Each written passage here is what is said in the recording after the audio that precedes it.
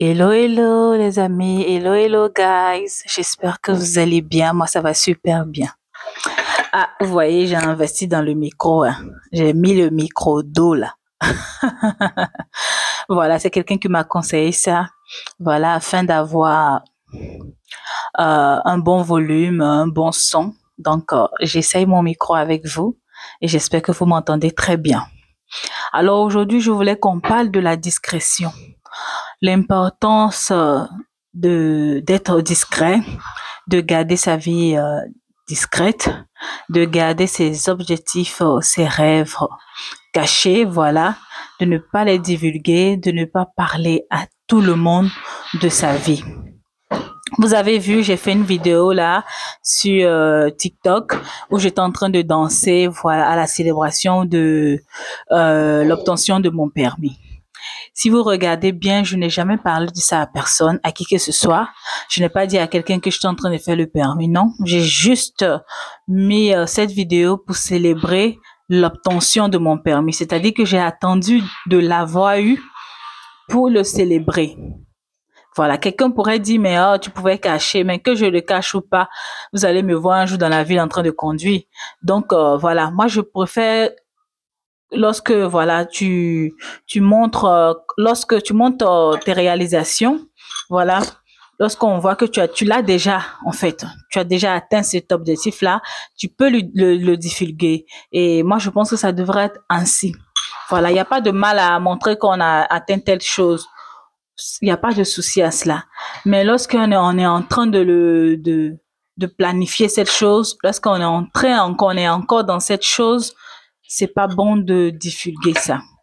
Je vais vous raconter une histoire qui se trouve dans l'évangile de Luc. Voilà. Alors, dans l'évangile de Luc, ça parle de quoi? Il y avait un monsieur du nom de Zacharie. Zacharie, c'est un prénom que j'aime bien.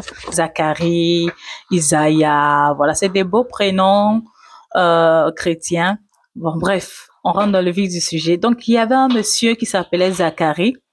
Et ce monsieur, c'est un prêtre, d'accord?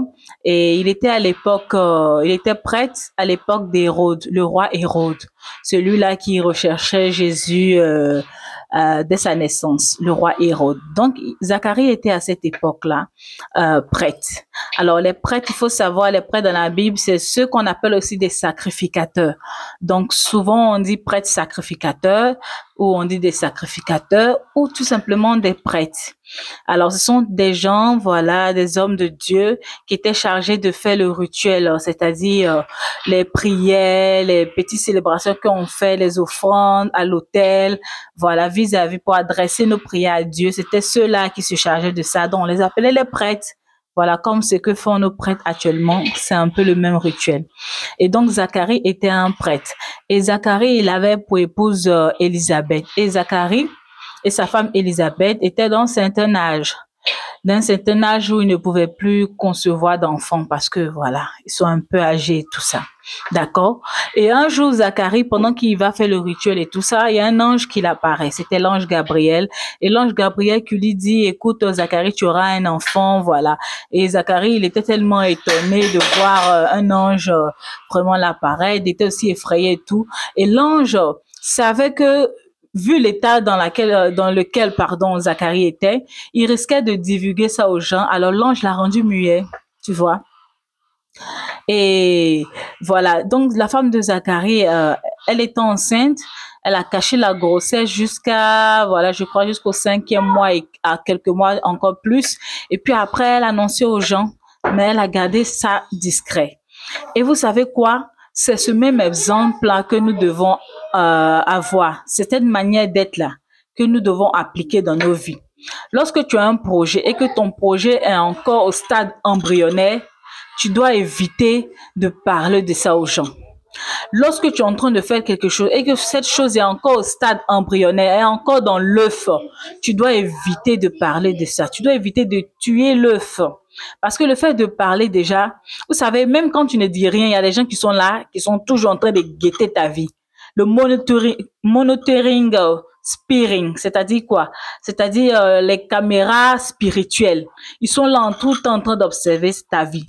Hein, même souvent, même tu ne dis rien, ils attaquent ta vie.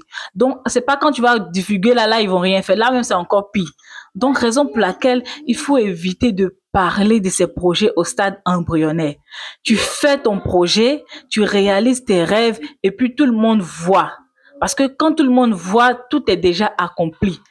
Toute la bénédiction est déjà là. Ça éblouit seulement les yeux. Ils ne peuvent plus rien faire.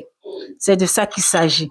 Apprenez à être discret. Vous parlez trop de vos vies. Vous parlez trop de vos vies. Vous racontez tout à tout le monde. Tout à tout le monde. Apprenez la discrétion. La discrétion, c'est très important. Moi, je suis ici, là, je suis une personne très discrète. Et tellement que je suis discrète, souvent les gens me traitent orgueilleuse parce qu'ils cherchent toujours des choses sur ma vie, mais ils ne vont jamais trouver. Parce que tant que je ne t'ai pas parlé de ça, tant que je ne t'ai pas montré, tu ne sauras rien. Tu comprends? Et donc, c'est ça, les amis. C'est ça, c'est comme ça dans la vie, tout doit être. D'accord? C'est comme ça, tout doit être. Apprenez à être très discret. Tu es en train de chercher tes papiers, tu es en train de faire tes démarches pour tes papiers, tu fermes ta bouche. D'accord? Quand tu vas la voir, tu vas le dire aux gens. C'est de la même manière, quand moi je faisais mes démarches pour venir ici en Europe, je n'ai dit à personne. Le jour où les gens ont entendu que je suis arrivé en Europe ici, là, les amis, ça a bouleversé leur vie. Ils ont commencé à se battre entre eux là-bas. Moi, je n'ai rien compris dedans. J'ai dit, ah bon? Ah bon? C'est là que tu vas voir le vrai visage des gens. Tu ne dis rien. Tu ne dis rien du tout. Ça, tu verras le vrai visage des gens. Souvent, vous êtes là, vous pensez que les gens vous apprécient. Vous pensez que les gens vous aiment. Ils ne vous aiment pas, hein. Ils ne vous apprécient pas. Ils viennent seulement par curiosité, regarder leur vie, comparer leur vie à votre vie, pour voir comment vous êtes devenus. C'est tout.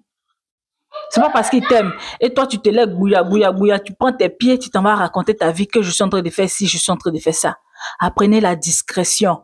Comme Élisabeth, elle a fermé sa bouche jusqu'à ce que naisse son bébé Jean-Baptiste. Elle a fermé sa bouche. L'ange a fermé la bouche de Zacharie jusqu'à ce que son enfant naisse. Et puis là, il lui a ramené le sens de la parole. Apprenez la discrétion. Apprenez la discrétion, c'est important. Fermez vos bouches quand vous faites vos projets. Quand vous êtes en train d'accomplir des choses, fermez votre bouche. Quand ça se réalise, vous pouvez venir montrer aux gens. On va vous dire félicitations. C'est comme ça la vie. La discrétion, c'est très important. Les gens ne sont pas obligés de tout savoir de toi. J'ai fait une vidéo sur ma chaîne YouTube. Je vous aide à vous abonner là-bas. Des choses à savoir quand on a déjà 30 ans d'âge. Les gens ne sont pas obligés de tout savoir sur ta vie. Tu ne leur dois rien du tout sur ta vie. D'accord? La discrétion, c'est très important, les amis. Que ce soit avec les membres de la famille, avec les amis, les soi-disant CP ou pas. Que ce soit même avec des connaissances, avec les collègues. Quand tu es en train de faire des projets, tu fermes ta bouche. Je suis en train de préparer une vidéo sur le vision board. D'accord? Je ne sais pas si je vais la mettre sur TikTok ou pas. Si ça vous intéresse que je parle de vision board, c'est-à-dire du tableau d'objectifs, faites-moi signe. Je ferai une vidéo pour vous. Donc, c'est ce que je voulais partager avec vous. Je vous souhaite un bon week-end. Voilà, que Dieu vous garde en santé. Que le sang de Jésus vous couvre. Et on se trouve à très bientôt. Bye bye.